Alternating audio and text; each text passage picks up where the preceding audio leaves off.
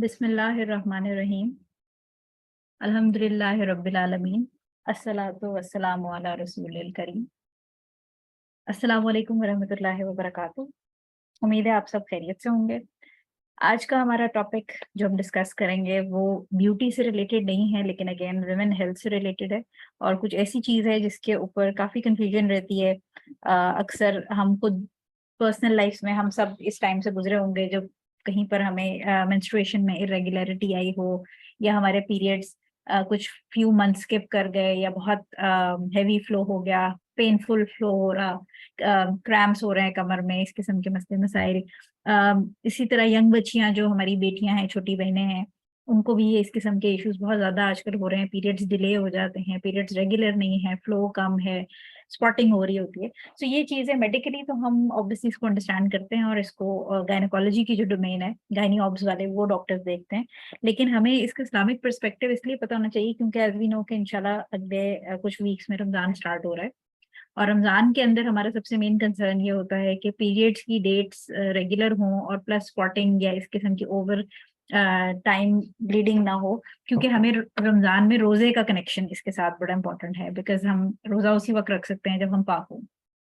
तो आज हम इस टॉपिक को इसलिए रमज़ान से पहले डिस्कस करें ताकि आपको साइंटिफिक पॉइंट ऑफ व्यू से अगर मैं चीज़ें पढ़ाऊंगी तो आपको जब एक दफ़ा साइंस उसकी समझ आ जाएगी, तो उसके हिसाब से आपको फिक ऑफ मेंस्ट्रुएशन बड़ी इजीली समझ आ जाएगी।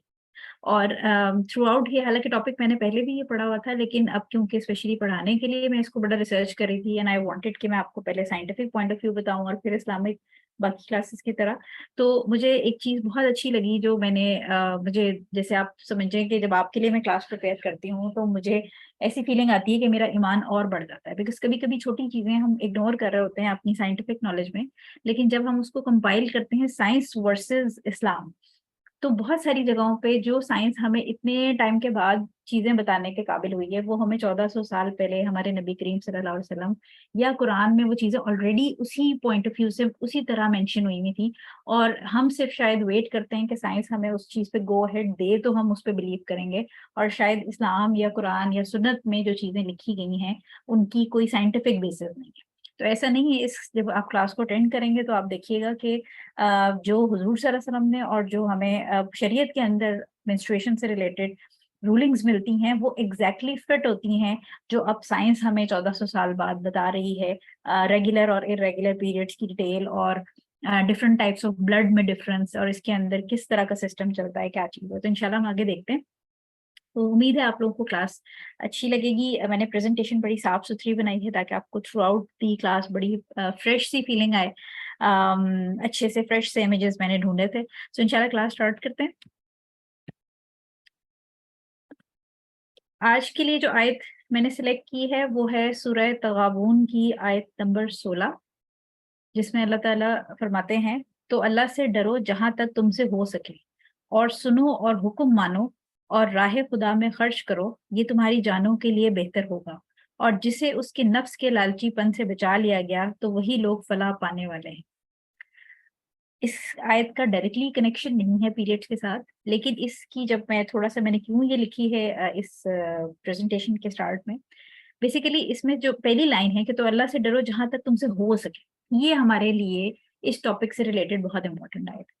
इस आयत को जरा हम डिटेल में देखें तो हमने देखा कि कुरान मजीद में अल्लाह ताला ने एक जगह फरमाया कि इत्तकुल्लाह हक्का तुकाती, ठीक है, सूरह अल इमरान की आयत नंबर 102 है, जिसका मतलब है कि अल्लाह से डरो जैसे उससे डरने का हक है। इसी तरह हमें एक और आयत मिलती है सूरह बकरा की 286, जो हम दो आखिरी दो आयतें हैं जो सोने से पहले भी पढ़ते हैं, जिसमें अल्लाह ताला फरमाते हैं कि ला युकल्लिफुल्लाह नफ्सन इल्ला वुसअहा। अल्लाह ताला किसी नफ्स को उसकी इस्तिताअत से ज्यादा बर्डनाइज नहीं करता या बोझ नहीं डालता। अब ये तीनों जो चीजें हैं, ये तीनों आयतें अगर आप देखें तो जो पहली आयत है इत्तकुल्लाह हक्का तुकाती, यानी अल्लाह से ऐसे डरो जैसे तुमसे जैसे उससे डरने का हक है। इसकी जो ये तीनों लेवल्स हैं बेसिकली अल्लाह ताला से डरने के, यानी जैसे एक यूनिवर्सिटी होती है, उसमें जब आप एडमिशन लेते हैं तो आपकी सोच ये होती है कि इस यूनिवर्सिटी का जो टॉप मोस्ट स्टूडेंट होगा, जो जो यूनिवर्सिटी में टॉप करेगा, तो आपके पेरेंट्स और आपकी एक एक्सपेक्टेशन होती है, और यूनिवर्सिटी में जो एडमिशन दे रहा है उसकी भी एक एक्सपेक्टेशन है कि मेरा ये जो स्टूडेंट है ये टॉप करे।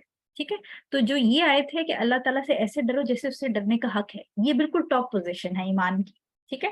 उसके बाद अल्लाह ताला ने कहा कि जो सूरह बकरा की आयत है कि अल्लाह ताला किसी भी नफ्स पर उससे उसकी बर्दाश्त से ज्यादा बोझ नहीं डालता। इसका मतलब ये कि जो स्टूडेंट या जो भी एंटर हो रहा है उस यूनिवर्सिटी में, उसकी एक अपनी कैपेबिलिटी है, और उस कैपेबिलिटी के हिसाब से उससे एक्सपेक्टेशन की जाती है कि ये टॉप तो नहीं करेगा लेकिन ये डिस्टिंक्शन ले सकता है। ठीक है, तो ये सेकंड रैंक हो गया, यानी एक टॉप रैंक है जिसके लिए हर कोई स्ट्राइव करता है, जो कि यूनिवर्सिटी में टॉप करने का रैंक है। सेकंड रैंक ये है कि अगर वो उस तक नहीं पहुंच सकता तो चलो सेकंड रैंक ये कि डिस्टिंक्शन ले ले। ठीक है, और उसके बाद ये थर्ड रैंक जो है, ये इस तो सूरह तगाबून की आयत नंबर 16 में है कि अल्लाह ताला कह रहा है कि अल्लाह ताला से डरो जहां तक तुमसे हो सके। यानी ये एक ऐसी बात है जो लेवल 3 का स्टूडेंट है कि उसे कहा जा रहा है कि भाई तुम इतना तो मिनिमम पढ़ लो जितना तुम पास हो जाओ। ठीक है, तो तकवा के ये 3 लेवल्स हैं। यानी पहला लेवल वो था कि आपको कहा जा रहा है कि अल्लाह ताला से ऐसे डरो जैसे डरने का हक है, यानी यूनिवर्सिटी में टॉप करने वाली एक्सपेक्टेशन। सेकेंड लेवल ये है यूनिवर्सिटी में डिस्टिंक्शन लेने वाली, यानी अल्लाह ताला आपसे वो एक्सपेक्ट नहीं कर रहा जो आप जिसके कैपेबल है, जितनी आपकी औकात ही नहीं, उससे ज्यादा एक्सपेक्टेशन नहीं है। और थर्ड ये है कि एटलीस्ट इतना डरो जितना तुम, जैसे इतना पढ़ो, सिंपल सी बात है कि जैसे आप पास हो जाए मिनिमम। तो अल्लाह ताला से इतना डरो जहां तक तुमसे हो सके। अब इस आयत का हमारी प्रेजेंटेशन से क्या कनेक्शन है, बेसिकली कि हम जब अपने पीरियड्स को इवेल्युएट कर रहे होते हैं कि पता नहीं स्पॉटिंग हो रही है नहीं हो रही, नमाज पढ़नी है, रोजा रखना है, क्या करना है, तो इसमें हमेशा देखें कि जितनी किसी की मेंटल कैपेसिटी है उस उतना वो उसको समझ के उसको इम्प्लीमेंट करे to the best of your ability. ठीक है, और जो शख्स अपने बेस्ट ऑफ एबिलिटी के हिसाब से इसको इम्प्लीमेंट करेगा, इंशाल्लाह अल्लाह ताला उसके साथ राजी होगा, उसके ऊपर उन चीजों का गुनाह नहीं होगा, क्योंकि वो अपनी कैपेबिलिटी, अपनी समझ बूझ, अपनी नॉलेज, जितना वो समझ सकता है चीजों को, उसके हिसाब से वो स्ट्रगल कर रहा है कि मैं पाक हो गई हूँ या नहीं होगी, या मैंने नमाज पढ़नी है, छोड़नी है, रोजा रखना है। ठीक है, तो ये इसलिए मैंने चूज की थी क्योंकि आप आज की क्लास में या इसके अलावा भी आपने जहां से जितनी क्लासेस टॉपिक को लेके अटेंड की हैं, जब उसको समझें तो to the best of your ability उसको अप्लाई करें। लेकिन अगर वो आपसे कहीं गलती भूल चूक हो भी जाएगी तो अल्लाह ताला इंशाल्लाह माफ करने वाला है, क्योंकि आपने अपनी बेस्ट एफर्ट, राइट। तो अब हम क्लास स्टार्ट करते हैं। बाकी चीजें हमें पता है कि अल्लाह ताला ने जो हुक्म दिया है उसको मानना है, उसकी राह में खर्च करना है। इंशाल्लाह अगला महीना, अगला 2 वीक्स के अंदर जो इस्लामी महीना है स्टार्ट हो रहा है रमजान में, उसमें कोशिश ये कीजिए कि हम सारे रोजे, नमाज और बाकी इबादत की पाबंदी तो करें, लेकिन जिसकी जितनी इस्तात है उतना वो सदका और ज़कात जो भी आपकी ड्यू है वो भी निकालें। और प्लस ये कि नफ्स के लालचीपन में हम हमेशा इसके बारे में बात करते रहते हैं। ब्यूटी के अंदर हमारा बहुत बड़ी डोमेन है लालचीपन की, जिसके अंदर लोग अब खूबसूरती के पीछे भागते हुए बहुत ज्यादा अपनी लिमिट्स क्रॉस कर गए, और उसके बारे में हम ऑन एंड ऑफ अपने टॉपिक्स में बात करते रहते हैं। सो क्लास स्टार्ट करते हैं। पहले हम साइंस के यानी मेडिकल पॉइंट ऑफ व्यू से देखेंगे, और फिर मैं आपको इस्लामिक पॉइंट ऑफ व्यू से जो हैज और इस्तिहादा के मसाइल हैं वो मैं आपको पढ़ाऊंगी। अच्छा, इस क्लास में हम पोस्ट नेटल मेंस्ट्रुएशन, या जिसको आप जो बेबी डिलीवर होने के बाद जो ब्लीडिंग होती है वो नहीं डिस्कस करें। इसमें हम प्योरली सिर्फ मेंस्ट्रुएशन, क्योंकि ऑलरेडी जब आप ये पढ़ना शुरू करेंगे तो ये अच्छी लंबी क्लास है, तो इसमें हम जो पोस्ट डिलीवरी ब्लीडिंग होती है, यानी बच्चा पैदा होने के बाद जो डिलीवरी के बाद ब्लीडिंग होती है, हम उसको नहीं डिस्कस कर रहे हैं इस क्लास में। अच्छा, अब फीमेल रिप्रोडक्टिव सिस्टम, हमेशा आपको पता है कि मैं आपको, मेरे ख्याल है, काफी सारी साइंस पढ़ा पढ़ा के आधा डॉक्टर तो बना ही दूंगी इंशाल्लाह। सो फीमेल रिप्रोडक्टिव सिस्टम को समझना बहुत जरूरी है अगर आप पीरियड्स की चीजों को समझना चाहते हैं। अगर आप दूर से देखें तो ये जो फीमेल रिप्रोडक्टिव सिस्टम है, ये भी कोई खातून ही खड़ी हुई लग रही है जिनके ये 2 हाथ हैं और ये कर्व है और ये हिप्स हैं, बहरहाल। लेकिन अल्लाह ताला ने औरत के अंदर भी चीजें जो बनाई हैं वो माशाल्लाह बड़ी नजाकत वाली चीजें हैं, कर्वी चीजें। अच्छा, ये देखिए, ये यूट्रस है। ठीक है, नाम सबने सुना हुआ है, यूट्रस सबको पता है। अच्छा, ये जो है, ये जो आपको ये दिखाई, अपने म्यूट साइड वो कर लीजिएगा, माइक म्यूट कर लीजिएगा और ख्याल रखिएगा माइक बीच में, मुझे अदरवाइज क्लास छोड़ के मुझे इसको फिर म्यूट करना पड़ता है। ठीक है, अच्छा, ये यूट्रस है, और ये देखें ये डक्ट्स ही हैं दोनों साइड पे, इनको हम कहते हैं फेलोपियन ट्यूब या ओवी डक्ट भी कहते हैं इनको।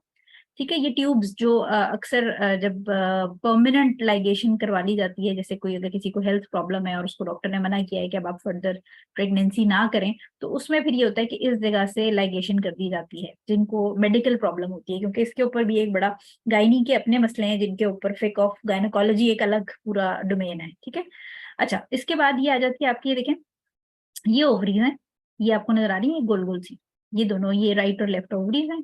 अब होता क्या है कि, और सॉरी पहले इसको हम पढ़ लेते हैं। इसके बाद ये आप देखें यूट्रस का नीचे ये आया, तो ये जो है ना, ये जगह, ये देखें, ये सर्विक्स कहलाती है।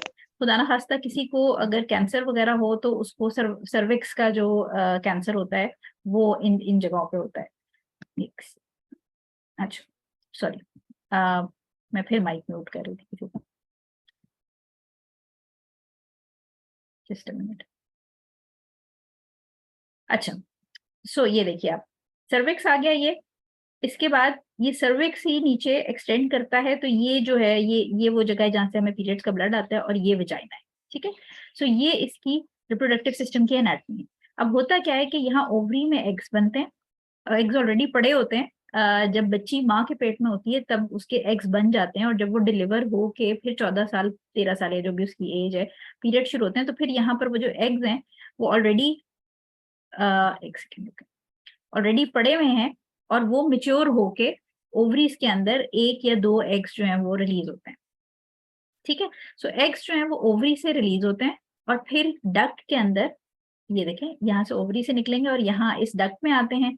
यहाँ पर आके इधर अगर उसको स्पर्म मिल जाएगा तो फर्टिलाइजेशन हो जाती है, ठीक है, और बेबी वाली वो सिस्टम स्टार्ट हो जाता है। अगर नहीं मिलता तो फिर वो यहीं पर डेड हो जाता है। और उसके बाद ये आगे वाली जो सारी स्टोरी है ये मैं अभी आपको अगली स्लाइड्स में सिखाऊंगी। तो आपने आसान अल्फाज के लिए ये याद रखना है कि ये यूट्रस है, ये ओवरी है, ये फेलोपियन ट्यूब है जिसको ओविडक्ट भी कहते हैं, ठीक है, और यूट्रस का ही जो आगे से मुंह पतला होके बाहर को आता है, उसकी जो पतली वाली जगह जहां से, ये देखें, ये सर्विक्स है, और ये वजाइना है। यानी वजाइना बेसिकली वो बाहर वाली ओपनिंग को कहते हैं।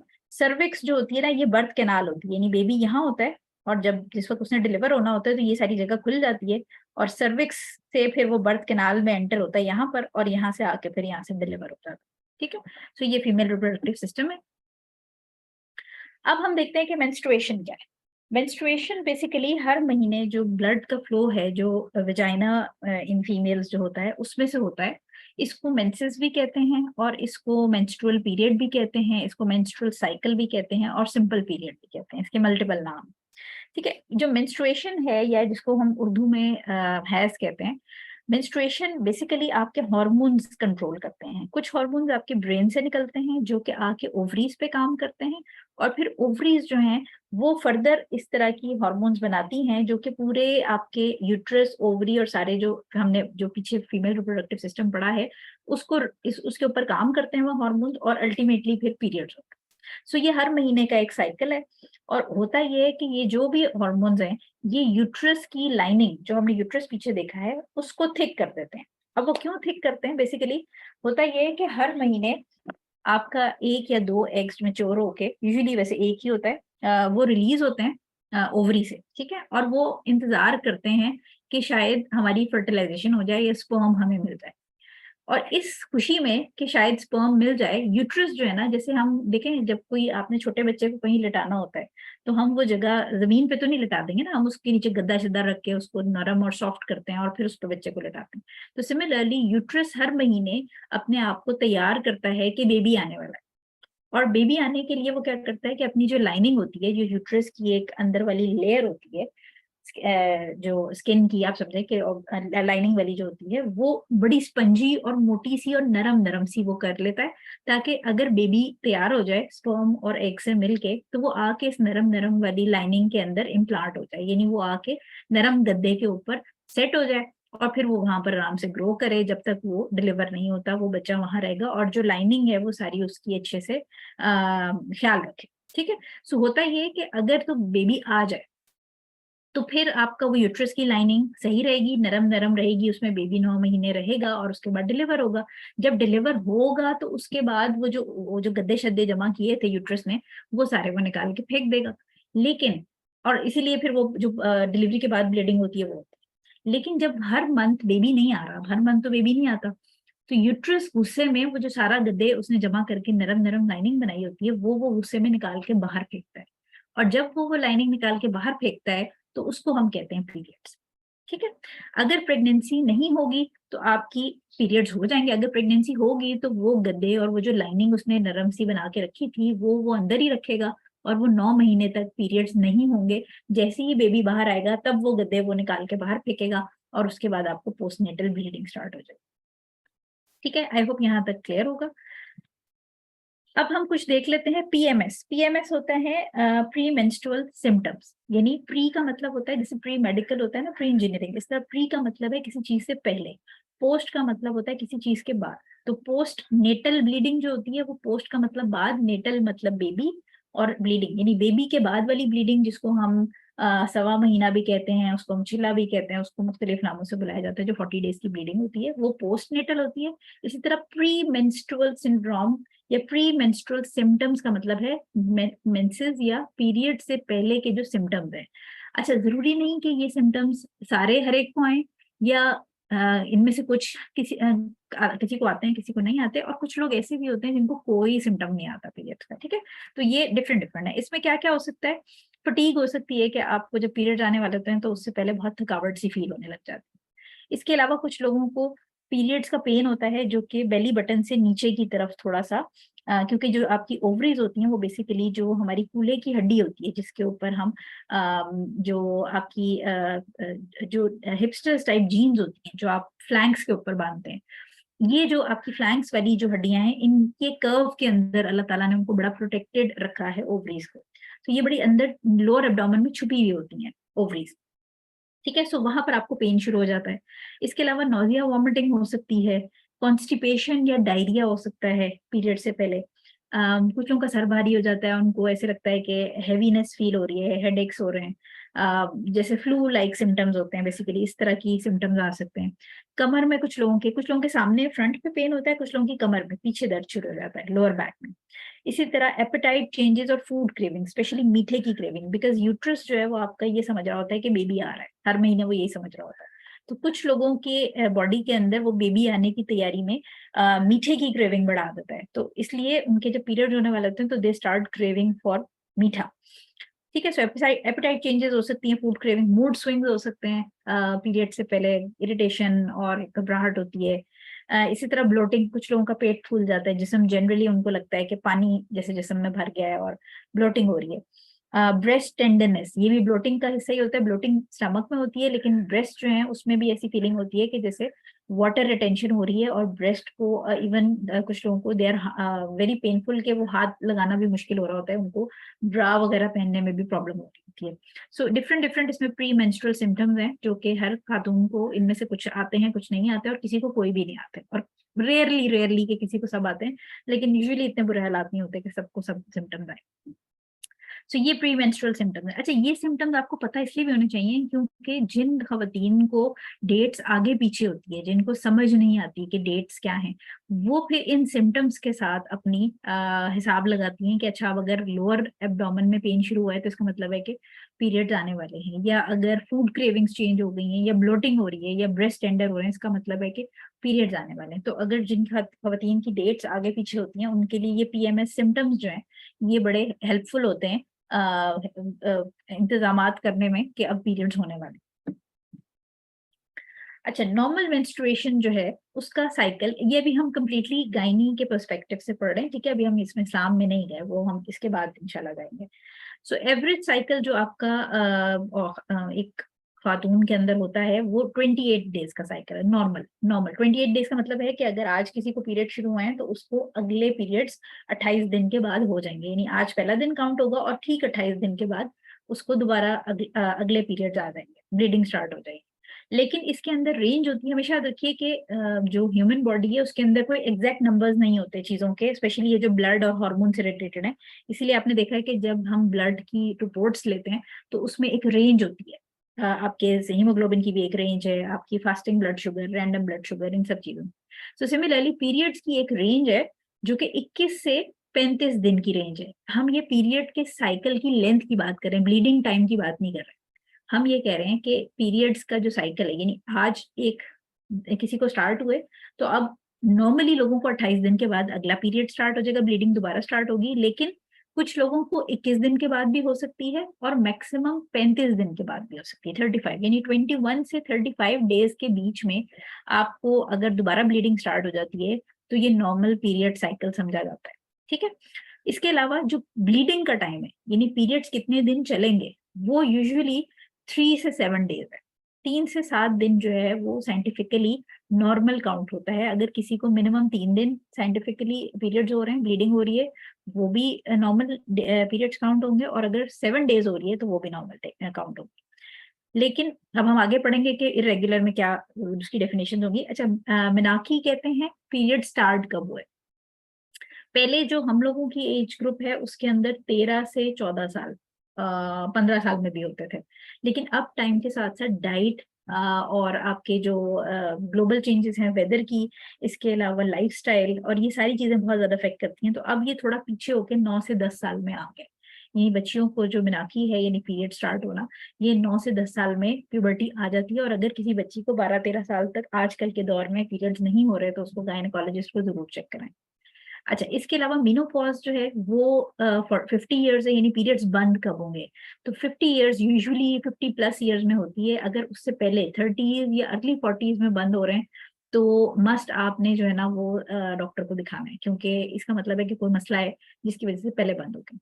ठीक है, तो ये याद रखिए कि जो आपका पीरियड स्टार्ट होना है, यानी जिस एज में स्टार्ट हुए उससे लेकर जो पीरियड्स एंड होने तक का टाइम है, ये एक औरत का फर्टाइल पीरियड है। ये उसका इसमें वो बेबी प्रोड्यूस कर सकती है, बच्चे पैदा कर सकती है। लेकिन वंस आपका मीनोपॉज हो जाएगा, पीरियड्स बंद हो गए, तो फिर उसके बाद बेबीज नहीं पैदा होंगे।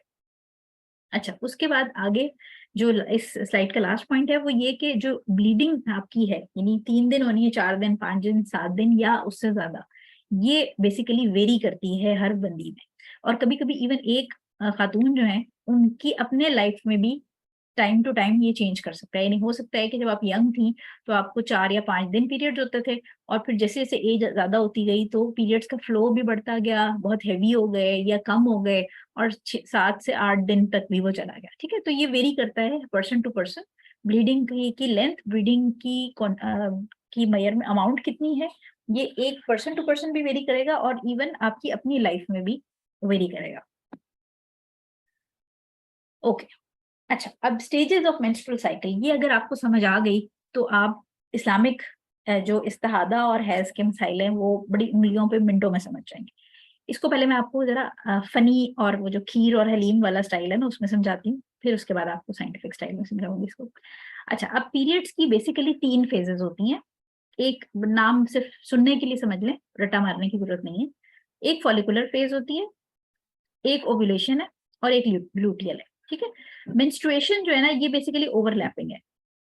अब होता क्या है, पहले हम आसान अल्फाज में समझते हैं। आप समझें ये है ओवरी जो है, ये देखिए सिस्टम तो आपको समझ आ गया ना कि ये ओवरी और ये यूट्रस है।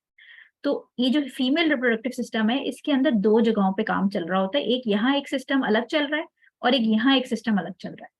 अब आसान अल्फाज में पहले मैं आपको समझाती हूँ कि ये जो है ना ये है, जैसे शादी होती है ना, रिश्ता होता है, लड़के वाले होते हैं, लड़की वाले होते हैं। ये समझें कि ये जो ओवरी है, सॉरी मेरा कर्सर घूम हो जाता है बार बार, ये जो है ना ये लड़के वाले, और ये यूट्रस लड़की वाले।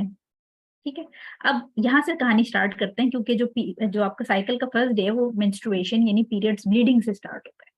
तो हुआ ये कि ये जो लड़की वाले थे इनका कहीं पहले रिश्ता पक्का हुआ था, और रिश्ता टूट गया। तो वो जो लड़की के घर वालों ने खाने पीने का सामान जमा किया था वो उन्होंने गुस्से में उठा के सारा बाहर फेंक दिया। तो ये जो है इस वक्त वो क्या कर रहे हैं, ये घर का ये अपना जो खाना पीने का जो लड़के रिश्ता जो टूटा है उनके लिए जो खाने पीने की टेबल उन्होंने सजाई थी वो सारा ये बाहर फेंक रहे हैं। ठीक है, अब इधर तो ये वो गुस्से में बाहर फेंक रहे हैं, लेकिन दूसरी साइड पे कहीं और कोई लड़का जो है उसने रिश्ते भेजने का प्लान बना लिया इस लड़की के लिए। तो ये जो है ना इनके घर में बातचीत चल रही है कि हमने रिश्ता भेजना है। फनी सी वैसे एग्जांपल है, लेकिन इससे आपको बात समझ आ जाएगी। और जब मैं इसको फिर आपको गायनी के पॉइंट ऑफ व्यू से बताऊंगी तो फिर आपको बेहतर समझ आएगी। सो जो ओवरी वाला लड़का है, मतलब ये इसका नाम मैंने ओवरी रख दिया, ओवरी वाला लड़का, इसने रिश्ता भेजना है इस यूट्रस वाली लड़की के लिए। सो यहाँ पर इनकी बातचीत चल रही है, और अभी इनको नहीं पता कि रिश्ता आना है।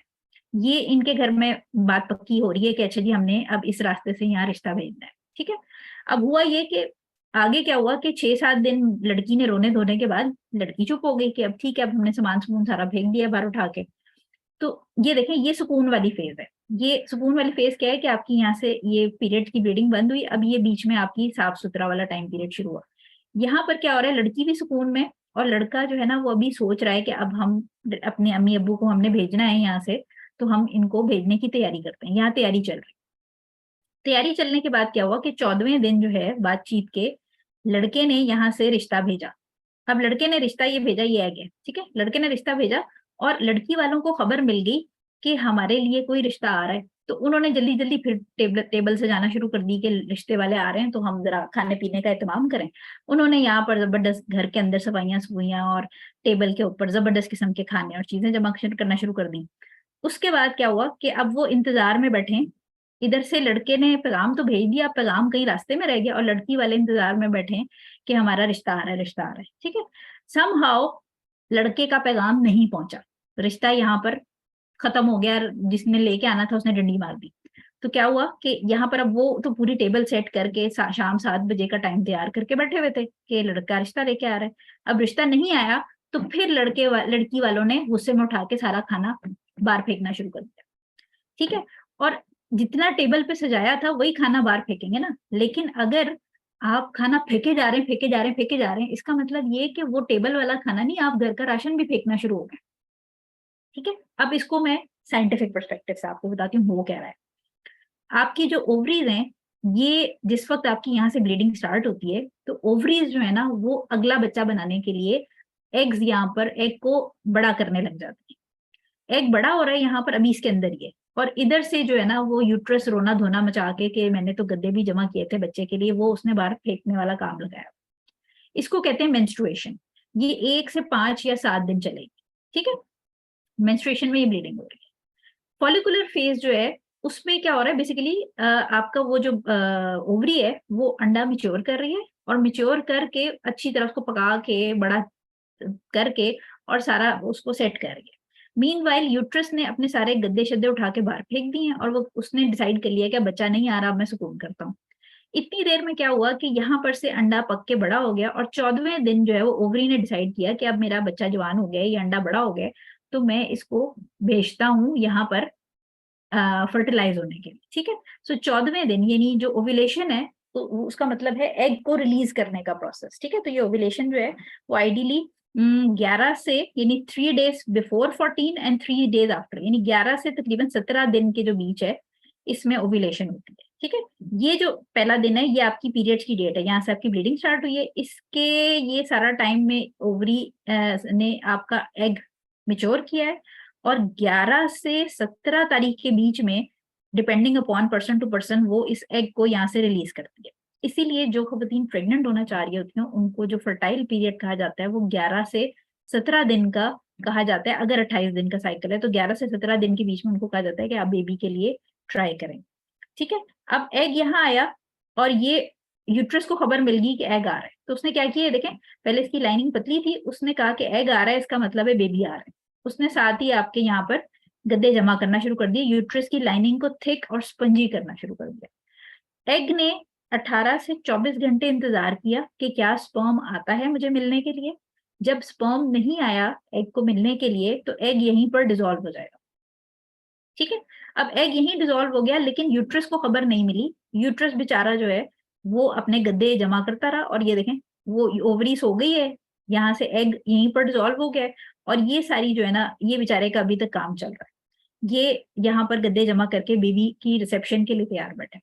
लेकिन समहाउ जब उसको पता चलता है 28वें दिन कि बेबी नहीं आ रहा तो वो इमीडिएटली यहाँ से सारे गद्दे उठा के बाहर फेंकता है और आपको ब्लीडिंग स्टार्ट हो जाती है, ठीक है। सो ये एक 28 डेज के साइकिल में ये कहानी हो रही होती है हर महीने हमारे साथ, ठीक है। यानी एग जो है वो हर महीने रिलीज होता है। हर महीने आपका यूट्रस सोचता है कि बेबी आने वाला है, मैंने तैयारी करके सामान जमा करना है, और उसके बाद सामान जमा करके वो बैठा इंतजार करता रहता है, और जब इंतजार कर करके वो थक जाता है और बेबी नहीं आता तो वो गुस्से में सामान उठा के बाहर फेंक देता है। अब जो सामान उसने जमा किया होता है वो यूजुअली 7 दिन तक मैक्सिमम बाहर फेंक सकता है।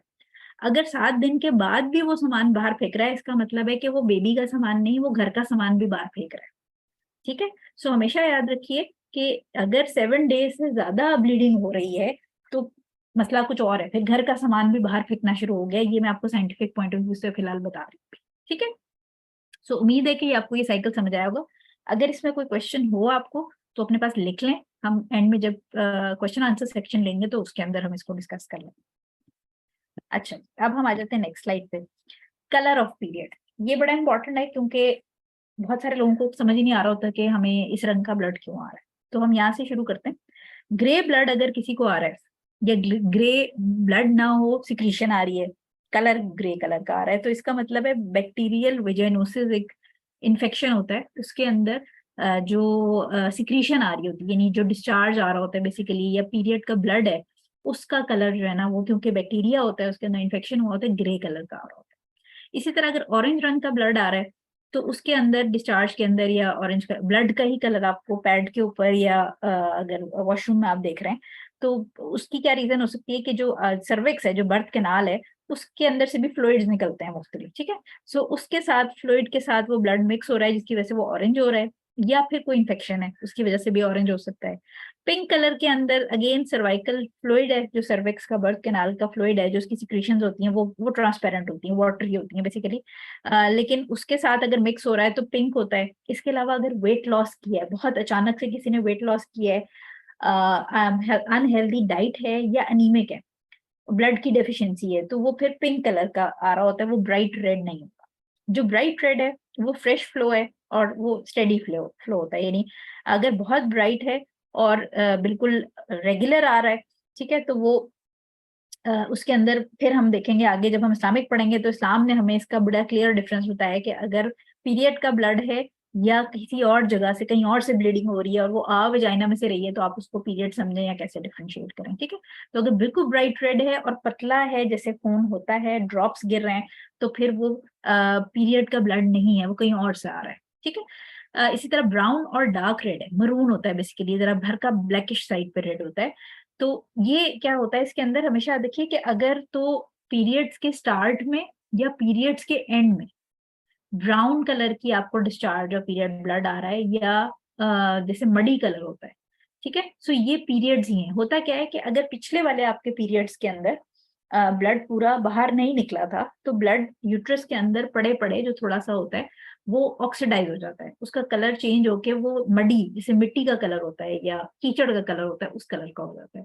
और फिर जब अगले पीरियड्स का साइकिल आता है और ऊपर से ब्लड का फ्लो और वो जो गद्दे उठा के फेंकना शुरू करता है, तो फिर पहले यूट्रस के मुंह के पास, क्योंकि पुराना ब्लड पड़ा होता है, तो पहले वो निकल के आता है और उसके पीछे, जैसे बिल्कुल आप ये समझे कि अगर आप जो गार्डन में पानी देने वाला पाइप होता है उसके अंदर अगर ऑलरेडी से कुछ कचरा है और आप पीछे से पानी खोलते हैं तो पहले वो कचरा बाहर निकलता है और उसके बाद पीछे से पानी आता है। तो सिमिलरली अगर पिछले पीरियड्स का ब्लड पूरी तरह नहीं निकला और आपको अगला साइकिल आया और उसमें पहले ब्राउन कलर का आपको ब्लड आ रहा है और उसके साथ फिर थोड़े मतलब विद इन फ्यू आवर्स या एक दिन के बाद फौरन जो है वो पहले आपको ब्राउन ब्राउन आता रहा और उसके साथ फौरन ही रेड आ गया, तो ये आपका बेसिकली पिछले पीरियड का ब्लड था, जो कि जब ऊपर से ब्लड आया तो उसने पहले गंदा वाला ब्लड बाहर निकाला है और उसके बाद वो आपका इस वाले साइकिल के पीरियड का ब्लड बाहर आना शुरू हुआ है। इसी तरह अगर ब्लैक है तो उसके अंदर बिगनिंग और एंड ऑफ पीरियड होता है, या वजाइना में ब्लॉकेट, यानी अगर खुदा ना खास्ता कोई ऐसा मसला है, कोई ट्यूमर है, कोई ऐसी चीज है जो वजाइना के बिल्कुल एज पे है, अंदर वाली साइड पे, और वो इतना ज्यादा उसने ब्लॉकेट की हुई है कि वो पीरियड्स के ब्लड को सही से आने ही नहीं दे रही, तो वो इतने अरसे से पड़ा हुआ है कि वो पड़े पड़े ब्लैक हो गया, तो वो फिर ब्लड जब आता है बाहर तो वो ब्लैक आपको कलर में नजर आएगा। अब हम देखते हैं इरेगुलर पीरियड्स क्या होते हैं, यानी by definition in gynaecology and obstetrics irregular periods क्या होते हैं। पीरियड्स जो भी आपके मतलब इसमें मुख्तलिफ हमारे पास 6 पॉइंट्स हैं जो हम, इसके अलावा भी और हैं लेकिन ये मैंने आसान वाले जो आपके लिए घर में बैठे समझने के लिए आसान है। इरेगुलर पीरियड्स के अंदर अगर पीरियड्स आपके जो लेंथ ऑफ साइकिल है वो अगर 21 दिन से छोटा है या 35 दिन से ज्यादा है तो ये इरेगुलर है डेफिनेशन में। यानी अगर किसी को लेट्स सपोज आज पीरियड्स हुए, लेट्स सपोज मुझे आज पीरियड्स हुए, ठीक है, और मुझे मैं छठे सातवें दिन शावर लेती हूँ और मुझे 2 हफ्ते के बाद, यानी आज से पूरे 15 दिन के बाद फिर पीरियड्स हो जाते हैं, तो इसका मतलब है कि मुझे कोई मसला है, मुझे डॉक्टर के पास जाना चाहिए। अगर बार बार एक आध दफा ऐसा हो रहा है फिर तो नहीं है, लेकिन अगर बार बार ऐसा हो रहा है तो इसका मतलब है कि मुझे डॉक्टर के पास जाके कंसल्ट करना है कि मेरे अंदर ऐसा क्या मसला है जो मेरा साइकिल जो है वो 21 दिन से छोटा हो गया। इसी तरह अगर 35 दिन से ज्यादा है तो तब भी मुझे जाके पता करना है डॉक्टर से कि 35 डेज, यानी जब मेरे पास लेट्स सपोज के कोई पॉलिसिस्टिक ओवरीज वगैरह की पेशेंट आती है तो उससे मेरा पहला सवाल होता है कि पीरियड्स बेटा रेगुलर हैं या इरेगुलर। उसके ऊपर उसका जवाब ये होता है कि रेगुलर हैं या नहीं है, जो भी उसका जवाब होता है। लेकिन आसान तरीन अल्फाज में मैं उससे पूछती हूँ कि हर महीने पीरियड्स होते हैं, एंड देन शी सेज के होते हैं या नहीं होते। अगर वो कहती होते हैं तो फिर मैं कहती हूँ कि हमारे लिए बगैर किसी डिटेल हिस्ट्री के सिंपल सा एक सवाल है कि हर महीने होते हैं, एंड देन अगर होते हैं तो दैट्स इट। अगर नहीं होते तो फिर हम आगे हार्मोनल प्रॉब्लम्स की तरफ जाते हैं।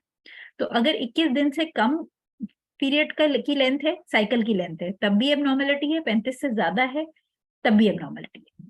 इसी तरह अगर आपके 3 या उससे ज्यादा पीरियड्स मिस हो गए, यानी 3 महीने हो गए पीरियड्स नहीं हो रहे, इसका मतलब है कि you have to go and see a gynaecologist, something is wrong. ठीक है, यानी अगर 1 2 3 आपके 3 पीरियड हो जाने चाहिए थे, लेकिन आज से 3 महीने गुजर गए पीरियड नहीं हो रहे, तो चेक करें प्रेगनेंसी है या कोई हार्मोनल प्रॉब्लम है, क्या मसला है। ठीक है, इसी तरह मेंस्ट्रुअल फ्लो या ब्लीडिंग अगर बहुत ज्यादा है, बहुत हैवी है, आपको बहुत ज्यादा पैड्स चेंज करने पड़ रहे हैं, जिसमें जो है वो सोक हो जाते हैं, या पैड्स जो है वो उसको होल्ड नहीं कर रहे हैं और वो आपको लीक कर रहे हैं, या फिर बहुत कम हो रही है कि वो बिल्कुल स्पॉटिंग सी हो रही है और प्रॉपर फ्लो आ ही नहीं रहा, दोनों केसेस जो है वो एबनॉर्मेलिटी में काउंट होंगे और इसके लिए भी आपको डॉक्टर से जरूर मिलना चाहिए। अच्छा, इसके अलावा periods that last longer than 7 days, 7 दिन मेडिकली इज लिमिट। 7 दिन से ऊपर अगर है तो इसका मतलब एबनॉर्मलिटी है। ठीक है, 7 दिन से ऊपर जो है वो क्यों होती है, हम इसके बाद नेक्स्ट स्लाइड में कॉजेज भी पढ़ेंगे कि ये मसले मसाइल क्यों होते हैं। लेकिन 7 डेज से ऊपर अगर आपकी ब्लीडिंग जा रही है तो ये भी इरेगुलर पीरियड्स में काउंट होगा। इसके अलावा पीरियड्स जो जिसमें पेन बहुत ज्यादा है, क्रैम्प्स हो रहे हैं, नोजिया वॉमिटिंग हो रही है, इस किस्म के जो पीरियड्स हैं वो भी आपके, इसको डॉक्टर से जरूर मशवरा करें, क्योंकि इसके लिए डिफरेंट मेडिकेशंस और डिफरेंट टोटके शोटके चलते हैं जो कि डॉक्टर भी आपको बता देते हैं, और उसको चेक कराना जरूरी है कि क्यों, अगर पेन हो रहा है तो इतना ज्यादा क्यों हो रहा है। ठीक है, इसी तरह ब्लीडिंग या स्पॉटिंग अगर आपको पीरियड्स के बीच में हो रही है, यानी आपके साइकिल ठीक है 28 दिन का या 21 से 35 दिन का है, ब्लीडिंग आपकी वैसे भी ठीक है, पेन शेन भी नहीं होता, 7 डेज का पीरियड की लेंथ है, लेकिन अगर 2 पीरियड्स के बीच में आपको स्पॉटिंग हो रही है, या मीनोपॉज हो गया, पीरियड्स बंद हो गए उसके बाद स्पॉटिंग हो रही है, बहुत जैसे 1 साल गुजर गया पीरियड्स बंद हो गया उसके बाद अचानक से स्पॉटिंग हो रही है, या सेक्सुअल इंटरकोर्स के बाद, हस्बैंड वाइफ की जो इंटीमेट रिलेशनशिप है उसके बाद अगर स्पॉटिंग हो रही है, तो ये भी इरेगुलर ब्लीडिंग में काउंट होगा। इसको भी जाके आपने जरूर अपने डॉक्टर से, गायनेकोलॉजिस्ट से डिस्कस करें। अच्छा, आजकल मैं एक जनरल ट्रेंड ये देखती हूँ कि बहुत सारी बच्चियों को और मदर्स को, ग्रोन अप लेडीज को पीरियड्स में मसले हैं, लेकिन वो उसको बिल्कुल सीरियस नहीं लेती, और वो 2 2 3 3 4 4 महीने हो जाते हैं। बच्चियां अक्सर मेरे पास ऐसी पेशेंट्स आती हैं जिनको साल हो गया पीरियड्स नहीं हुए, लेकिन mothers are absolutely cool about it, उनको कोई फर्क नहीं पड़ता, वो अपने टोटके लगा रही हैं, वो कोई अजवाइन का पानी पिला रही। देखें, हमेशा याद रखें कि जो पीरियड्स हैं वो औरत की नस्वानियत से कनेक्टेड है, और अगर पीरियड्स नहीं हो रहे या इरेगुलर हैं और ब्लीडिंग ज्यादा हो रही है, तो ये आपको इंटरनली कहीं ना कहीं बहुत बुरी तरह नुकसान पहुंचाएगी। या तो वो आपको आपकी ब्यूटी के अंदर प्रॉब्लम्स लाना शुरू कर देगी, या जिस वक्त बच्चे पैदा करने का टाइम आएगा, चाइल्ड बियरिंग, जो आपकी शादी के बाद बेबी एक्सपेक्ट कर रहे होते हैं, उसके अंदर मसले आएंगे। तो अपने पीरियड्स के का ख्याल रखें, इनको फॉर ग्रांटेड आपने बिल्कुल नहीं लेना। अब हम देख लेते हैं कॉजेस क्या क्या है।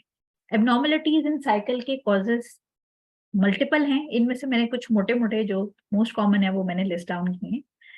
फाइब्रॉइड्स, आप सबने नाम सुना होगा।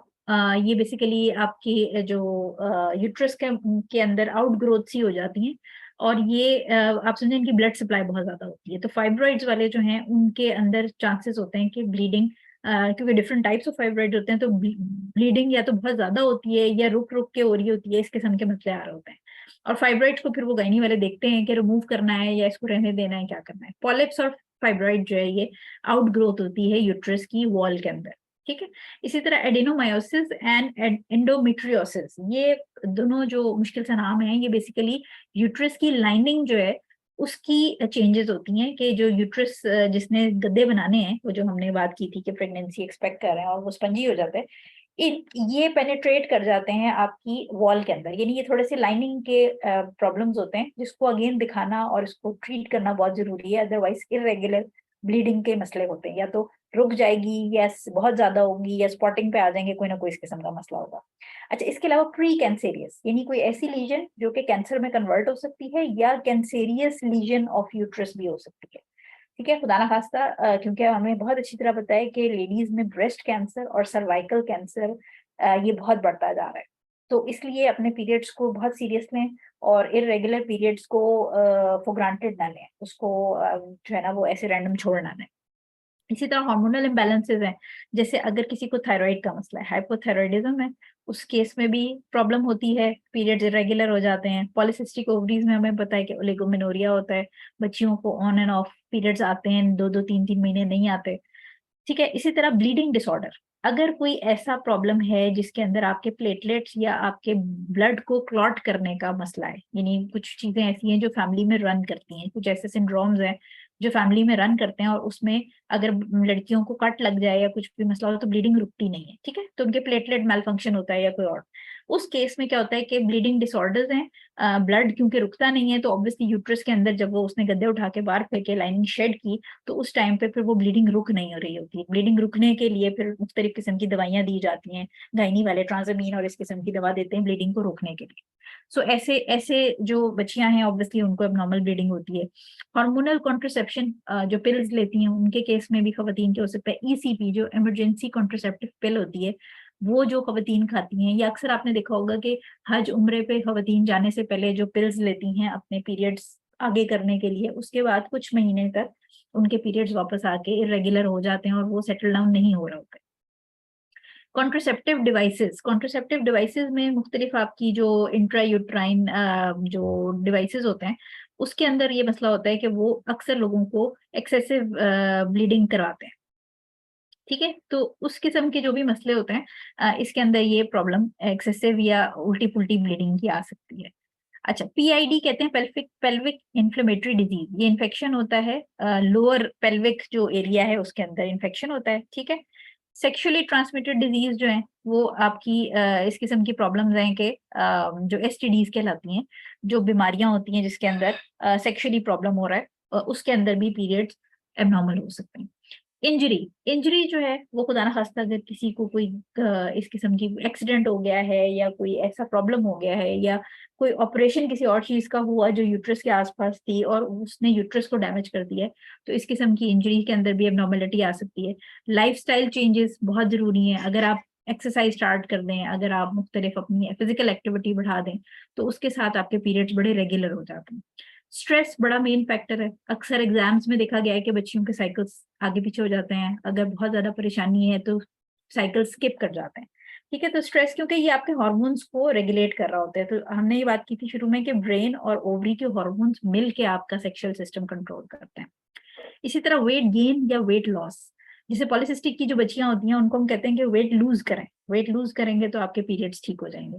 ठीक है, तो वेट गेन अगर बहुत ज्यादा हो रहा है, स्पेशली जिन खवतीन में बेली फैट, अगर पेट के गिर्द फैट की जो थिकनेस है, जो पेट की सरकमफ्रेंस है, वो अगर ज्यादा हो जाए तो उनके अंदर बहुत चांस होता है कि साइकिल्स इरेगुलर हो जाएंगे या अगर बहुत तेजी से वेट लूज किया जाए तब भी होता है। इसके अलावा लास्ट पॉइंट है हमारे पास एक्सेसिव कार्ब्स या high calorie process food in diet, यानी बहुत ज्यादा मीठा कंज्यूम अगर आप करते हैं, ये मेरे साथ होता है एक्चुअली मसला। तो एक्सेसिव कार्ब्स मेरा एक अपना मेजर प्रॉब्लम है कि अगर आपको मीठा बहुत पसंद है, you have a sweet tooth, और आप खाते हैं बहुत ज्यादा मीठा, या हाई कैलोरी प्रोसेस फूड जो लोग लेते हैं, उनके केस में फिर ये मतलब लिटरली मैंने तो एक्सपीरियंस किया है कि जब मैं मीठा अगर बहुत ज्यादा खाऊं तो आई डू फील के मेरे साइकिल्स इरेगुलर हो गए, and then I have to cut down on sweets ताकि वो रेगुलर हो जाए। सो आपकी डाइट का बहुत रोल है इसके अंदर। ठीक है, तो इनको समझना इसलिए जरूरी है बिकॉज जहां पर भी आपको अगर ये मसले नॉर्मल ब्लीडिंग के आ रहे हैं, तो आप इनमें से कहीं मेजरली, ये मोटे मोटे फैक्टर्स हैं, इनमें कहीं फॉल कर रहे हैं, तो जो हम इस्लामिक रूलिंग्स पढ़ेंगे फिर वो इन चीजों के साथ कनेक्टेड होंगी, क्योंकि at the end of the day आप ने इस्लाम और अपनी सेहत को भी साथ लेके चलना है। तो इस्लाम ये कहता है कि you have to take care of your health. तो अगर आपको ये प्रॉब्लम्स हैं तो हम रूलिंग्स तो पढ़ लेंगे कि हमने कैसे वजू करना है और नमाज कब पढ़नी है और रोजा कब रखना है, लेकिन इन प्रॉब्लम्स को हेल्प आउट करने के लिए आपको डॉक्टर से जाके इलाज कराना पड़ेगा। आपने वो रूलिंग्स की बेसिस पे सारी जिंदगी नहीं गुजार देनी, आपने अपना इलाज कराना है। ठीक है, अब आ जाते हैं हम इस्लाम पे। इस्लाम क्या कहता है? ठीक है। सो मेंस्ट्रुएशन इन इस्लाम। अच्छा, एक चीज हमेशा याद रखिएगा कि जो पीरियड्स हैं उसको लेके बहुत सारे डिफरेंट डिफरेंट स्कॉलर्स के डिफरेंट ओपिनियंस हैं। कुछ स्कॉलर्स ये कहते हैं कि 15 डेज की ब्लीडिंग जो है वो नॉर्मल समझी जाएगी। जिसमें डिफरेंस इस तरह है कि दे से कि अगर आपको एक महीने में लेट्स सपोज के एक 7 डेज के पीरियड्स हुए और फिर एक हफ्ते के बाद दोबारा 7 डेज के पीरियड्स हो गए, तो ये 15 दिन काउंट होंगे। फिर एक अलग ग्रुप ऑफ स्कॉलर्स है जो ये कहता है कि आपको लगातार 15 डेज अगर हो रहे हैं तो 15 दिन तक जो है वो हैज काउंट होगा, उसमें आप नमाज नहीं पढ़ेंगे। मैंने इसको बड़ी डिटेल में सर्च किया, लेकिन मुझे जो इसके अंदर चीज मिली जो साइंस के साथ बड़ी बिल्कुल मुताबिकत रख रही थी, वो ओपिनियन जो है ना, जो सबसे स्ट्रॉन्गेस्ट ओपिनियन था, जिसको कुरान और सुन्ना से मुझे बैकअप भी मिला है, और प्लस ये कि वो साइंटिफिक बैकअप के साथ प्रूव हो रही है, वो इब्ने तैमिया रहीमुल्लाह ने जो कहा कि उन्होंने कहा कि कुरान और सुन्नत में एज सच आपको कोई मिनिमम और मैक्सिमम टाइम फॉर मेंस्ट्रुएशन नहीं मिलता।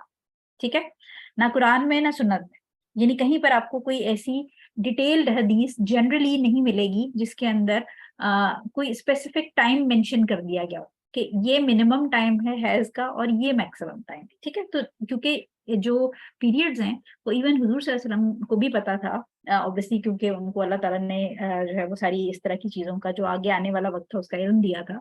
तो उनको भी ये पता था कि जो पीरियड्स हैं ये जगह और डाइट और वेदर और इन सारी चीजों के साथ, यानी औरत पर्सन टू पर्सन ये वेरी करेंगे।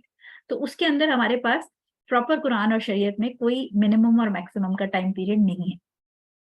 इसी तरह जो हैज है मेंस्ट्रुएशन, उसके ऊपर इस्लामिक हमें ये कहा गया कि जो हैज होगा यानी मेंस्ट्रुएशन होगी उसमें गुस्ल वाजिब होगा। ठीक है, प्रॉपर जो आपका रिचुअल है गुस्ल का वो वाजिब होगा। लेकिन अगर जो हम नेक्स्ट जो इस्तिहादा वाली बात पढ़ेंगे, क्योंकि इसके अंदर क्या हो रहा है कि जो आपका जो हैज वाला ब्लड है वो नजिस है।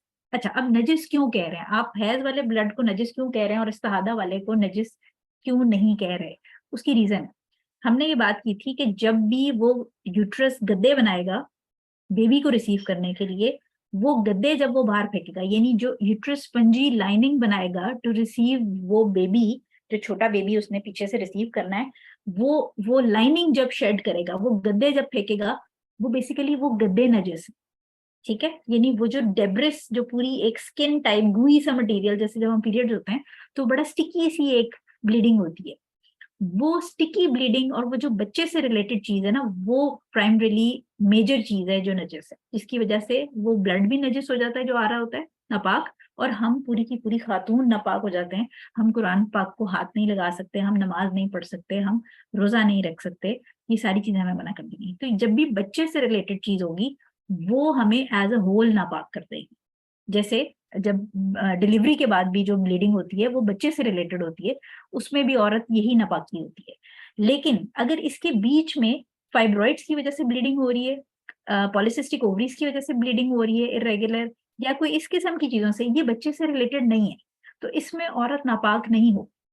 ठीक है, यानी आपको हिकमत समझ आई अल्लाह ताला की कि अल्लाह ताला ने औरत को उसको पूरे, देखें ब्लड तो नीचे से जो आ रहा है वो इन एनी केस, चाहे वो इरेगुलर पीरियड्स का आ रहा है या रेगुलर पीरियड्स का आ रहा है, ब्लड वो नापाक है। ठीक है, उसको हमने वॉश करना है, और अगर वो पीरियड्स का है तो हमें गुस्ल लेना है, और अगर वो इरेगुलर ब्लीडिंग है तो हमें हर नमाज से पहले वजू रिन्यू करना है। ठीक है, लेकिन जो फाइब्रॉइड्स का ब्लड है वो आ तो वजाइना से ही रहा है, लेकिन उसने हमें एज अ वुमेन नापाक नहीं किया। हम कुरान भी पढ़ सकते हैं, हम बाकी सारी चीजें भी कर सकते हैं। ठीक है, सो अगर मेंस्ट्रुएशन का ब्लड है तो उस पे क्या पहली चीज आपको याद रखनी है, गुस्ल वाजिब है। ठीक है, यानी जब पीरियड्स खत्म होते हैं हम सब गुस्ल करते हैं, और ये जो ब्लड है ये इम्प्योर है, और इसने पूरी जो पीरियड्स की डेज हैं उसमें पूरी औरत जो है उसको वो इम्प्योर होगी, नापाक है। वो कुरान पाक को हाथ नहीं लगाएगी, वो नमाज नहीं पढ़ेगी, वो रोजा नहीं रखेगी, इसी तरह वो इंटरकोर्स नहीं करेगी अपने हस्बैंड से। अच्छा, मस्जिद में से गुजर सकती है लेकिन मस्जिद में बैठेगी नहीं। ठीक है, क्योंकि ऑब्वियसली वो नापाक है as a whole, as in person. लेकिन इसकी नापाकी में ये नहीं है कि वो जैसे हिंदुओं वगैरह में होता है कि वो औरत को ही घर से निकाल के बाहर कर देते हैं, और वो उसको खाना भी नहीं खाने देते, प्लेटें अलग कर देते हैं, ऐसा कुछ नहीं है। हमें पता चलता है कि हजरत आयशा रज़ी अल्लाह ताला अन्हा जो है उनकी एक उन्होंने फरमाया, जो हमें सही बुखारी सही मुस्लिम के अंदर ये हदीस मिल जाती है, हदीस तो नहीं कहेंगे इसको, बेसिकली उनके वर्ड्स हैं कि हुजूर सल्लल्लाहु अलैहि वसल्लम जब उनको हजरत आयशा रज़ी अल्लाह ताला अन्हा को पीरियड्स हो रहे होते थे तो हुजूर सल्लल्लाहु अलैहि वसल्लम उनकी गोद में सर रख के लेट के कुरान पाक की तिलावत करते थे। ठीक है, सो इससे ये साबित होता है कि औरत दीनी कामों के लिए नापाक होगी, लेकिन दुनियावी कामों के लिए वो बिल्कुल नॉर्मल है, वो सारा कुछ कर सकती है, वो घर में अपने सारे काम शाम करेगी, खाना पकाएगी, सारा कुछ। अनलाइक जो नॉन मुस्लिम्स का बिलीव है कि औरत फिर बिल्कुल ही छूत जैसे हो जाती है ना आपके, वो बिल्कुल आप उसको किसी घर के कोने में रखते हैं। अच्छा, इसके अलावा जो इस्तिहादा है, इस्तिहादा आगे हम इसको डिटेल में पढ़ते हैं कि क्या चीज है। जो इरेगुलर ब्लीडिंग है यानी ब्लीडिंग अदर देन पीरियड्स, उसमें गुस्ल वाजिब नहीं है, गुस्ल नहीं होगा, लेकिन औरत हर नमाज के लिए फ्रेश वजू करे। ठीक है, सो यहाँ तक आई होप कि आप लोगों को समझ आ गए। अगेन कोई चीज नहीं समझ आई होगी वो हम एंड में क्वेश्चन लेंगे, इंशाल्लाह इंशाल्लाह वो क्लियर हो जाएगा। अच्छा, अब एक बच्ची, लेट्स सपोज कि हमारे हो सकता है कि इस वक्त लेक्चर कोई ऐसी बच्ची सुन रही हो जिसको पता ही ना हो कि पीरियड्स खत्म होने की क्या निशानी है, वो ये समझती हो कि स्पॉटिंग जब होना बंद हो गई तो पीरियड साफ क्लियर हो गए। सो हमें ये पता होना चाहिए कि पीरियड्स खत्म होने की शरई जो एक रूलिंग है वो क्या है, कैसे पता चले। तो इसमें दो चीजें देखनी होती हैं आपने। एक चीज ये है कि दो तरह की बेसिकली सिम्टम्स आते हैं जब पीरियड्स खत्म हो जाते हैं। जैसे कि हमने पीछे पढ़ा था कि वो जो यूट्रस है उसने जब अब सारे गद्दे फेंक दिए तो अब उसके पास कुछ फेंकने के लिए बचा ही नहीं। सो क्या होगा कि या तो जो डिस्चार्ज है वो वाइट होगा, ठीक है, बिल्कुल वाइट डिस्चार्ज आ रहा होगा। अच्छा, बिल्कुल वाइट डिस्चार्ज आ रहा होगा, यानी आप कैसे चेक करेंगे, आप जरूरी नहीं कि वो पैड पे लगे। आप ये करेंगे कि जब आपने चेक करना है कि पीरियड्स मेरे खत्म हो गए तो आप tissue paper, white tissue paper लें या कॉटन ले लें। टिश्यू पेपर ज्यादा बेहतर है, कॉटन क्योंकि चिपक जाती है। सो टिश्यू ले लें या गॉज ले लें, कोई नरम सी चीज ले लें और उससे अपने विजाइना वाले एरिया को वाइप करें। ठीक है, जैसे वाइप करते हैं हम, जैसे टिश्यू से वैसे वाइप करते हैं। टिश्यू के ऊपर जो डिस्चार्ज आए उसको बिल्कुल व्हाइट टिश्यू पेपर के ऊपर इसको ट्रांसपेरेंट होना चाहिए। ठीक है, ये पीरियड एंड होने की बात हो रही है, तो या तो वो व्हाइट हो या वो ट्रांसपेरेंट हो, एक ये चीज। या दूसरी चीज ये कि वो जगह आपका वजाइना बिल्कुल ड्राई हो और टिश्यू पे कुछ आए ही ना। ये दोनों सिम्टम्स अगर आप में इनमें से कोई एक भी आपको है तो इसका मतलब है पीरियड्स खत्म। सो सिंपल तरीका ये है कि सिंपल टिश्यू पेपर लें, टिश्यू पेपर व्हाइट कलर का होना चाहिए, व्हाइट कलर को आप वाइप करें और देखें कि वो ड्राई आया या आया उसके ऊपर ट्रांसपेरेंट या व्हाइट कलर का फ्लूइड आया। ठीक है, क्योंकि हजरत आयशा रज़ी अल्लाह तआला, बुखारी के अंदर है कि हजरत आयशा रज़ी अल्लाह तआला ने फरमाया कि उनके पास जो खवातीन उस जमाने में, क्योंकि ऑब्वियसली जो औरतों के फिक के मसले होते थे वो हजरत आयशा रज़ी अल्लाह तआला समझती थी हुजूर सल्लल्लाहु अलैहि वसल्लम से, और फिर वो आगे गाइड भी करती थी दूसरी सहाबा कराम को, साहबियात को। तो वो खवातीन जो है वो उनके पास कॉटन अपनी जो है वो भेजती थी जिसके ऊपर डिस्चार्ज होता था, क्योंकि उनको समझ नहीं आ रही होती थी। तो वो हजरत आयशा रज़ी अल्लाह तआला वो कॉटन देख के जिसपे येलोइश डिस्चार्ज होता था, वो उनको कहती थी कि जल्दबाजी नहीं करनी तुमने गुस्ल लेने के लिए जब तक कि तुम वो व्हाइट डिस्चार्ज ना देख लो। ठीक है, तो अगर डिस्चार्ज आएगा तो वो ट्रांसपेरेंट या व्हाइट होना चाहिए, और अदरवाइज दूसरा सिम्टम ये है कि कोई डिस्चार्ज होगा ही नहीं, बिल्कुल ड्राई होगा। ठीक है, सो ये science of ending of periods होते हैं। इसके बाद अब आप क्या देख रहे हैं, आप ये देख रहे हैं कि पीरियड्स या तो आपको व्हाइट या ड्राइनेस मिल रही है। अगर आपको येलो या ब्राउनिश डिस्चार्ज मिल रहा है पीरियड्स के बीच में, यानी कि आपके पीरियड्स खत्म हो गए थे, आप आराम से जिंदगी गुजार रहे थे, अब आपको अचानक बीच में फील हुआ कि या तो ट्राउजर पे, सॉरी पेंटी के ऊपर आपके स्टेन आया, या पेंटी लाइनर है, या वैसे ही आप वॉशरूम गई हैं, आपने चेक किया, टिश्यू से वाइप किया तो उस पर आपको येलो या ब्राउनिश डिस्चार्ज मिला पीरियड्स के बीच में।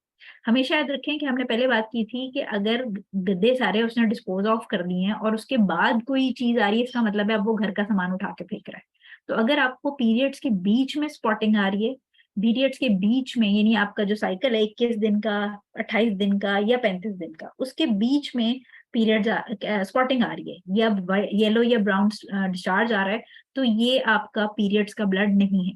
ठीक है, ये आप का हैज नहीं है, इसलिए इसके अंदर आप ना नमाज छोड़ेंगे और ना रोजा छोड़ेंगे।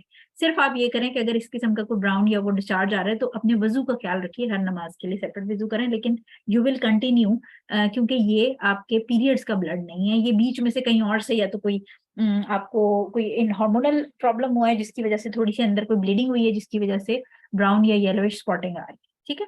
उम्मे अतिया रज़ी अल्लाह ताला अन्हा ने फरमाया कि दाऊद की 307 नंबर है ये, जिसके अंदर उन्होंने कहा कि हम येलो या जो ब्राउनिश डिस्चार्ज होता था जब पीरियड्स खत्म हो जाते थे, तो इस रंग के डिस्चार्ज को हम बॉदर ही नहीं करते थे। हम उसके बारे में फ़िक्रमंद ही नहीं होते थे, क्योंकि हमें पता था कि ये हैज़ नहीं है। ठीक है? तो 2 पीरियड्स की लेंथ के बीच में अगर आपको स्पॉटिंग हो रही है, तो वो हैज़ या पीरियड्स नहीं है, वो आपकी नमाज़ और रोज़े के ऊपर इफ़ेक्ट नहीं करेगी। सिर्फ़ ये करें कि नमाज़ के लिए वज़ू फ्रेश करना है आपने। ठीक है? और ऑब्वियसली पैंटी लाइनर तो आप यूज़ करेंगे ताकि ट्राउज़र या पैंटी ना गंदी हो। अगर आपने ख्याल ये रखना है कि पीरियड्स खत्म होने से पहले, यानी अभी पीरियड्स आपके पहले वो जो ब्लड आ रहा था ज़्यादा आ रहा था, फिर स्पॉटिंग पे आया और स्पॉटिंग के बाद फिर आहिस्ता-आहिस्ता आपने देखा कि डिस्चार्ज ब्राउन हो गया और ब्राउन होके फिर येलो हो गया, तो ये आपका पीरियड्स की कंटिन्यूएशन है। ठीक है? क्योंकि वो पीरियड्स का जो ब्लड है वो एंड में ऑक्सीडाइज़ होता है। मैंने आपको बताया कि रेड वाला जो है वो ऑक्सीजन के साथ पड़े-पड़े रिएक्ट करता है, वो ब्राउन हो जाता है और बल्कि ज़्यादा अरसा पड़ा रह जाए तो वो चॉकलेट ब्राउन होके काला भी हो जाता है। सो वो एंड में क्या होगा कि वो ऊपर से तो सारे गंदे उसने फेंक दिए, अब वो झाड़ू लगा के एंड का जो साफ कर रहा है, तो वो सारा भी गंदा ब्लड है। यानी अगर आपके पीरियड्स के एंड में आपको ब्राउन स्पॉटिंग या इवन स्पॉटिंग नहीं भी हो रही है, आपने वाइप किया तो ब्राउन या येलो डिस्चार्ज है, तो वो पीरियड्स का हिस्सा ही समझा जाएगा, अभी आप पाक नहीं हो। ठीक है? इसी तरह अगर कुछ लोगों को ब्राउन या येलो, आइडियली ब्राउन होता है, ब्राउन डिस्चार्ज स्टार्ट हो जाए, पीरियड्स की डेट हो आपकी, आपको ब्राउन डिस्चार्ज हो रहा है और ब्राउन डिस्चार्ज के साथ ही आपको विद इन 6-7 आवर्स या 1 डे आपको ब्लीडिंग स्टार्ट हो जाए, तो वो भी आपका पीरियड्स ही है, क्योंकि वो पिछला वाला गंदा ब्लड है, जो पीछे से मैंने आपको पाइप वाली एग्जांपल दी थी ना कि पीछे से पानी जब साफ आता है तो आगे जो कचरा होगा वो पहले निकलेगा। तो ऊपर से जब ब्लड आना शुरू हुआ तो पहले वो ब्राउन जो पिछले पीरियड्स का ब्लड है बचा हुआ वो आएगा। ठीक है? सो अगर आपको ब्राउन या येलो डिस्चार्ज पीरियड्स के बिल्कुल इमीडिएटली पहले, जिसके साथ ही पीरियड स्टार्ट हो गए, ब्लीडिंग स्टार्ट हो गई या पीरियड्स के एंड में हो रहा है, तो ये आपके पीरियड्स में काउंट होगा। ठीक है? लेकिन अगर आपके पाक होने के बाद कहीं बीच में हो रहा है, तो फिर ये पीरियड्स में काउंट नहीं होगा। आई होप ये आपको पॉइंट समझ आया। अगर नहीं समझ आया तो क्वेश्चन आंसर में मुझसे पूछिएगा, फिर मैं आपको दोबारा समझा दूँगी। इस्तिहादा क्या है? इस्तिहादा बेसिकली एब्नॉर्मल ब्लीडिंग है, जो इर्रेगुलर हो सकती है। हमने सारी टाइप्स पढ़ी कि इर्रेगुलर की क्या-क्या डेफिनेशन है। 21 से कम दिन का साइकिल हो गया, 35 से ज़्यादा दिन का साइकिल हो गया। इसके अलावा किसी का साइकिल है कि उसकी ब्लीडिंग रुक ही नहीं रही, बहुत ज़्यादा यानी 7 दिन से ऊपर लंबा चला गया, तो वो एब्नॉर्मल ब्लीडिंग है। ये सारे हमने एब्नॉर्मल ब्लीडिंग की टाइप्स पढ़ ली। सो इस्तिहादा वो सारी एब्नॉर्मल की हम जो हमने मेडिकल टाइप्स पढ़ी थी, वो सब इस्तिहादा में आती है। ठीक है? सो ये क्या है? ये बेसिकली पीरियड्स का ब्लड नहीं है, ये विजाइना से कोई और ब्लीडिंग आ रही है जिसको हम इस्तिहादा कहते हैं। अब इस्लाम इतना कोई अप टू डेट रिलीजन है, आप सोचें कि उसने 1400 साल पहले हमें वो चीजें बता दी जो साइंस अब हमें बता रही है। यानी 1400 ईयर्स पहले जो है वो हुजूर सल्लल्लाहु अलैहि वसल्लम की हम आगे हदीस देखेंगे जब, तो 3 जो फर्क हैं वो हमें बता दिए गए इस्लाम में। इस्तिहादा यानी जो एब्नॉर्मल ब्लीडिंग है जो कहीं और से आ रही है, जो कि फाइब्रॉइड से आ रही है या कहीं और से आ रही है, वर्सेस जो हमें पीरियड्स वाली जो वो गद्दे उठा के फेंकने वाली लाइनिंग वाली जो ब्लीडिंग है उसमें। तीन तीन फर्क हमें बता दिए गए हैं। पहला फर्क कलर का होगा। ठीक है? कलर क्या होगा कि जो आपका हैज का ब्लड है, पीरियड्स का ब्लड, वो हमेशा याद रखें कि वो बहुत डार्क और ब्लैकिश रेड होगा। ठीक है? डार्क रेड होगा, मरून होगा। लेकिन जो नॉर्मल ब्लीडिंग होगी, जैसे हम उंगली का किसी का कट जाए तो आपने वो खून देखा है ना, वो ब्राइट रेड होता है, वो पीरियड्स के ब्लड जैसा नहीं होता। तो अगर किसी को डाउट है कि उसको पीरियड्स हो रहे हैं या उसको इस्तिहादा हो रहा है, तो सबसे पहली चीज ये कि कलर देखें। जो पीरियड्स वाला होगा वो डार्क ब्लैकिश रेड होगा, और जो फ्रेश ब्लड होता है वो, हम जैसे अगर कोई डायबिटिक है और वो अपनी शुगर चेक करता है तो आपने देखा होगा ना कि वो खून बड़ा ब्राइट रेड होता है। तो अगर ब्राइट रेड आ रहा है इसका मतलब है वो पीरियड्स नहीं है। ठीक है? पहला फर्क। दूसरा फर्क कंसिस्टेंसी, यानी उसकी थिकनेस कैसी होगी।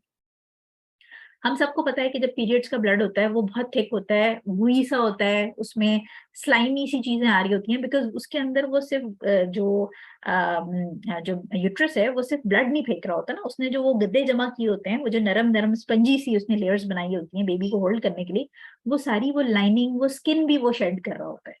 तो उसकी वजह से क्या होता है कि वो बकायदा क्लॉट्स जैसे होते हैं, या वो बड़ी स्ट्रिंग्स वाली उसकी, जैसे हम शीरा टाइप होता है उस तरह स्ट्रिंगी सा उसका टेक्सचर होगा, यानी थिक होगा बहुत, एज कम्पेयर टू वही बात कि अगर उंगली से पे कट लगता है तो वो बकायदा फ्लोइंग होता है, वो गुई नहीं होता, उसके कतरे एक एक करके अलग गिरते हैं, वर्सेस जो पीरियड्स का ब्लड है वो स्टिकी होता है बहुत ज्यादा।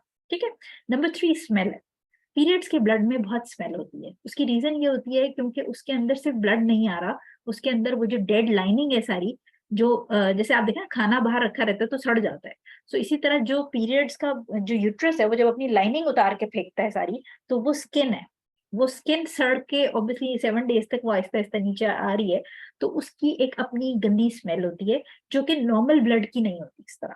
ठीक है। नॉर्मल ब्लड की अगर आप देखेंगे किसी को खुदा ना खास्ता एक्सीडेंट वगैरह हो तो उसमें जो ब्लीडिंग होगी उसमें से वो स्मेल नहीं आती, वर्सेस जो पीरियड्स की स्मेल होती है वो एक स्पेसिफिक स्मेल होती है जो हम सबको पता है। ठीक है। सो ये 3 फर्क हैं जो आपको पता हो, डिफरेंस कर देते हैं कि ये पीरियड्स का ब्लड है या ये जो इस्तिहादा है, इरेगुलर जो आपकी वजाइनल ब्लीडिंग है उसका ब्लड फर्क है, सॉरी ब्लड है। अब ये 3 सिनेरियोस ये हमें फिक के अंदर सारे स्कॉलर्स की तरफ से मिलते हैं। ठीक है। इसके अंदर 3 केसेस हैं इस्तिहादा के कि क्या क्या ऑप्शंस हो सकती हैं, और सारी दुनिया की खवातीन जिनको इस्तिहादा है वो इन 3 केसेस के अंदर ही फॉल करती हैं। पहला केस क्या है कि आपको खातून ऐसी हैं जिनके हमेशा से रेगुलर पीरियड्स थे, लेकिन अचानक से उनको एक साइकिल, यानी पिछले महीने तक लेट्स सपोज कि मेरे पीरियड्स बिल्कुल ठीक थे और इस महीने अचानक से मुझे जो है ना वो फील हुआ कि मेरे पीरियड्स इरेगुलर हो गए, या तो वो डेट सही नहीं आ रही, या ब्लीडिंग ज्यादा हो गई, या ब्लीडिंग लंबी हो गई, कुछ इरेगुलरिटी। तो ऐसी खातून जिनके हमेशा से पीरियड रेगुलर हों और उनको अचानक से इरेगुलर पीरियड स्टार्ट हो, उनके केस में वो क्या करना चाहिए उनको। इसके ऊपर हमें हदीस मिलती है बुखारी की 306 नंबर, जिसमें फातिमा बिनते अबी हुबैश रज़ी अल्लाह अन्हा जो है, उन्होंने हुजूर सल्लल्लाहु अलैहि वसल्लम से पूछा कि या रसूल अल्लाह, अच्छा अब क्योंकि इससे हमें एक और बात भी पता चलती है कि दीन में शर्म वाली चीज नहीं है, जो आपने पूछना है वो आप पूछें। तो बहुत सारी सहाबियात हुजूर सल्लल्लाहु अलैहि वसल्लम से आके अपने ये जो फीमेल्स वाले मसले होती थी वो पूछ लेती थी, क्योंकि शर्म के चक्कर में गुनाह करना या किसी नेकी से रह जाना, उससे बेहतर है आप पूछ लें। सो उन्होंने फरमाया, उन्होंने पूछा कि मुझे इस्तिहादा हो रहा है और मैं कभी पाक ही नहीं होती, तो मैं क्या करूं, क्या मैं नमाज पढ़ना छोड़ दूं? ये मैं आपको मफहूम बता रही हूँ इसका। उन्होंने हजूर सल्लल्लाहु अलैहि वसल्लम ने कहा कि नहीं, दैट इज अ वेन, यानी ये एक वेन में, सब आप सोचें कि एक नबी जो जिस वक्त साइंस का कोई कॉन्सेप्ट भी नहीं था, 1400 साल पहले ये बात कर रहे हैं, जो साइंस अब हमें कह रही है कि हाँ जी ये ब्लड किसी वेन या फाइब्रॉइड या किसी चीज में से आ रहा है। हजूर सल्लल्लाहु अलैहि वसल्लम ने उनको कहा कि ये जो ब्लड है ये वेन में से आ रहा है। ठीक है। और इसलिए आपने नमाज नहीं छोड़नी, आप ये करेंगी कि जो पिछले आपके सेशंस थे, यानी जो पुरानी मेंस्ट्रुएशन थी, उसके दिन काउंट करके इस इस्तिहादा वाले दिनों पे फिट कर लें, और जो बाकी एक्स्ट्रा डेज होंगे उस पे आप गुस्ल करके अपनी नमाज पढ़ें। पॉइंट समझ आया आपको?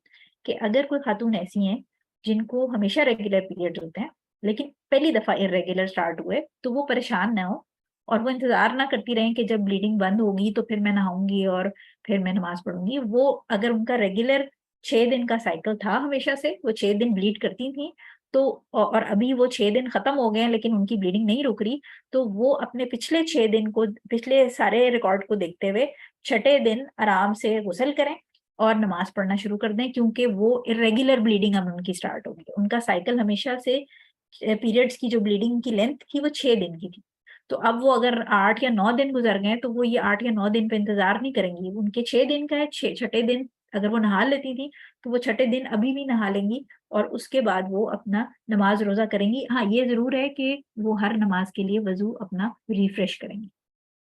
ठीक है। सो इससे पहला रूल ये बन जाता है कि आपका अगर खातून के रेगुलर पीरियड है तो वो इस्तिहादा की सूरत में अपने पिछले सारे रिकॉर्ड में से हिसाब लगाएंगी कि मेरा जो 5 से 6 दिन मेरी ब्लीडिंग होती थी और मैं छठे दिन या 7वें दिन नहा लेती थी, तो अभी भी मैं 7वें दिन नहा लूँ। ठीक है। ये आपको समझ आ गई उम्मीद है। अच्छा अब आ जाते हैं नंबर 2 सिनेरियो पे। अब कोई ऐसी खातून है जो जब से उनके पीरियड स्टार्ट हुए हैं वो कभी रेगुलर थे ही नहीं, हमेशा रंग बिरंगी डेट्स पे होते थे, और उनको ऑब्वियसली कभी रेगुलर थे ही नहीं, तो वो पिछले रिकॉर्ड से तो क्यों कर ही नहीं सकती कि क्या होगा। तो ऐसे केस में उन खातून के लिए हुक्म यह है कि वो डिफरेंशिएट करने की कोशिश करें कि ब्लड जो है, जो हमने 3 उसकी वो पढ़ी हैं कि थिक होगा, स्मेली होगा और कलर उसका, उसके हिसाब से वो डिफरेंशिएट करने की कोशिश करें कि क्या ये ब्लड आया इस्तिहादा का है यानी कोई फाइब्रॉइड वगैरह में से आ रहा है या ये पीरियड्स का ब्लड है। इसके बारे में दाऊद और अल-नसाई के अंदर ये हुजूर सल्लल्लाहु अलैहि वसल्लम की उन्हीं से कन्वर्सेशन थी, हजरत फातिमा बिनत अबी हुबैश रज़ियल्लाहु तआला अन्हा से, कि उन्होंने हुजूर सल्लल्लाहु अलैहि वसल्लम ने उनको कहा कि जब ये मेंस्ट्रुअल ब्लड है यानी हैज का ब्लड है तो तब ये डार्क होता है और अलग से पहचाना जाता है। तो अगर ऐसा खून आए तो फिर नमाज पढ़ना तुम स्टॉप कर दो, और अगर ऐसा नहीं है, ऐसा खून ना हो यानी नॉर्मल ब्लड हो, तो फिर वजू करो और नमाज पढ़ो, बिकॉज ये वेन में से आ रहा है। तो आप ये देखें कि नबी ने सल्लल्लाहु अलैहि वसल्लम ने 1400 साल पहले हमें कलर डिफरेंस बता दिया कि जो पीरियड्स का ब्लड है वो डार्क है, और जो फ्रेश ब्लड है वो वेन में से आ रहा है वो डार्क नहीं है, वो ब्राइट है, कंसिस्टेंसी है उसकी, वो सारी चीजें हमें पता चली।